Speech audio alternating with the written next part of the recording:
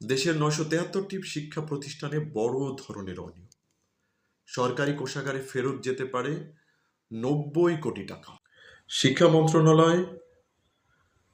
মন্ত্রণালয়ের পরিদর্শন ও নিরীক্ষা অধিদপ্তর ২০২৫ সালের ৩১শে জুলাই থেকে ৩০শে ডিসেম্বর পর্যন্ত দেশের ৯৭৩টি প্রতিষ্ঠানের পরিদর্শন ও নিরীক্ষা প্রতিবেদন প্রকাশ করেছে।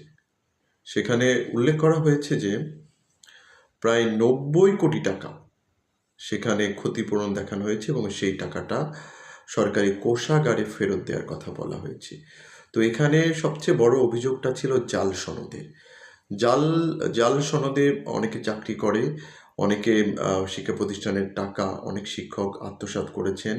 এছাড়া এখানে উল্লেখযোগ্য ছিল কয়েকশো একর জমি শিক্ষা প্রতিষ্ঠানের জমি বেহাত হয়ে গেছে, মানে অন্যত্র বেদখল হয়ে গেছে। সেই সমস্ত জমি উদ্ধারের ব্যাপারে একটা যে প্রতিবেদন দেওয়া হয়েছে। আমরা প্রায় এই ধরনের নিউজগুলো দেখি যে জাল সনদ, কিন্তু এই জাল সনদের বিরুদ্ধে কার্যকরী কোনো পদক্ষেপ নেওয়া হয়েছে কিনা সেটা আমাদের এখনো দৃষ্টিগোচর হয়নি বা আমাদের কাছে এটা দৃশ্যমান হয়নি।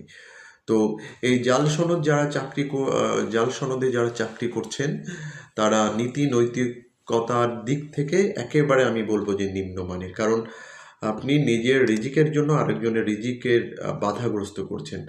আপনার কারণে যারা মেধাবী, যারা যোগ্য, যারা দক্ষতা সম্পন্ন শিক্ষক, তারা কিন্তু চাকরি পাচ্ছে না, তারা বেকার জীবনযাপন করছে। তো এইখানে আপনার নিজের বিবেকের কাছে একটা প্রশ্ন করুন যে আপনি যে এই যে জাল সনদের মাধ্যমে আমরা কোথাও দেখেছি যে এসএসসি পাশের জাল সনদ আছে, কোথাও আমরা দেখেছি যে ইন্টার পাশের জাল সনদ আছে, কোথাও আমরা দেখেছি যে বিএডের জাল সনদ আছে। তো আপনারা আপনাদের বিবেককে একটুখানি প্রশ্ন করেন, একবারে বিবেকের সামনে দাঁড়ান যে আপনারা যে কাজটা করছেন শিক্ষক হিসাবে, জাতির বিবেক হিসাবে, এটা কি আপনাদেরকে কখনো মর্মাহত করেন না? বা এই পৃথিবী থেকে হয়তো আপনারা কিছু লাভবান হবে, পরবর্তী পৃথিবীতে আপনারা যে হাসরের ময়দানে আপনারা নিজেদের যে একটা বিচারের সম্মুখীন হতে হবে, এই সেন্সটা তো আপনাদের থাকা উচিত।